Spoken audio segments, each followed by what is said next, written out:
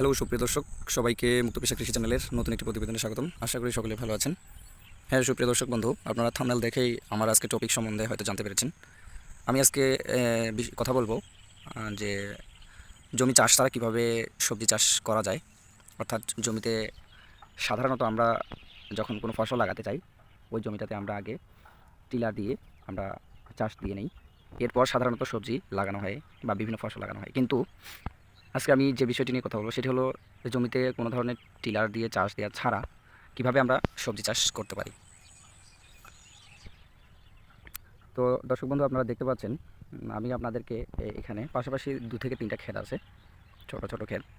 তো এই ক্ষেতগুলোতে আসলে সবজি লাগানো হবে, কিন্তু আপনারা দেখতে পাচ্ছেন যে কোনো ধরনের টিলার দিয়ে চাষ করা হয়নি।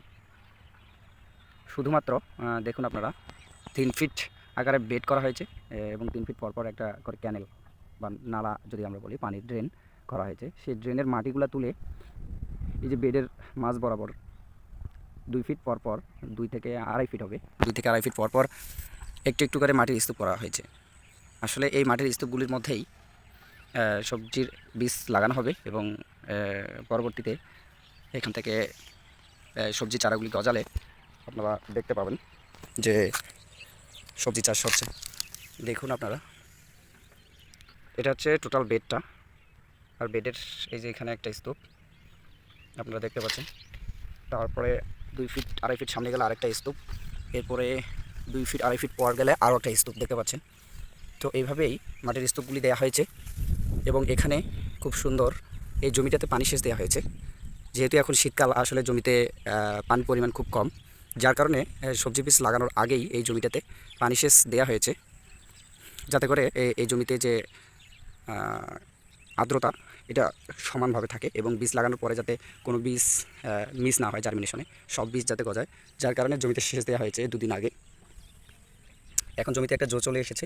তো এখন যদি এই মাদাগুলিতে বীজ দেওয়া হয়, এখান থেকে খুব সুন্দর 4 থেকে 5 দিনের মধ্যেই যে কোনো ধরনের বীজ লাগালে এখান থেকে চারা তৈরি হয়ে যাবে। তো এইভাবে আপনারা আপনাদের যে সমস্ত জমিতে অনেক সময় দেখা যায় যে আশেপাশে সব জমিতে সবজি লাগানো হয়ে গেছে, কিন্তু টিলার যাওয়া ওই জমিতে কোনোভাবে সম্ভব হয় না। তো সেই সমস্ত জমিতে আপনারা টিলার দিয়ে চাষ করা ছাড়াও এই ধরনের সুন্দর মাথা তৈরি করে করে আপনারা চাষাবাদ করতে পারেন। আমি পাশের জমিতে একটা সবজি লাগানো আছে, আপনাদেরকে দেখানোর চেষ্টা করি।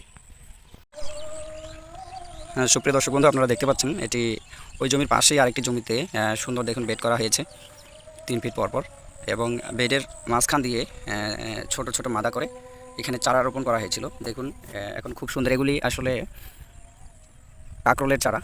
চারাগুলি প্রায় 1 ফিট 1.5 ফিট করে হয়ে গেছে, আপনারা দেখতে পাচ্ছেন।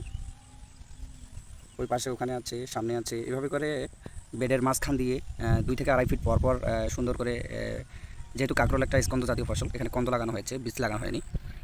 তো আগের যে জমিটা দেখালাম সেই জমিটাতেও আপনারা এইভাবে বীজ বা যে কোনো ধরনের কন্দ জাতীয় ফসল চাষ করতে পারবেন খুব সহজেই, কোনো ধরনের চাষ ছাড়া। তো আজকে এই পর্যন্ত, সকলে ভালো থাকবেন, ধন্যবাদ সকলকে।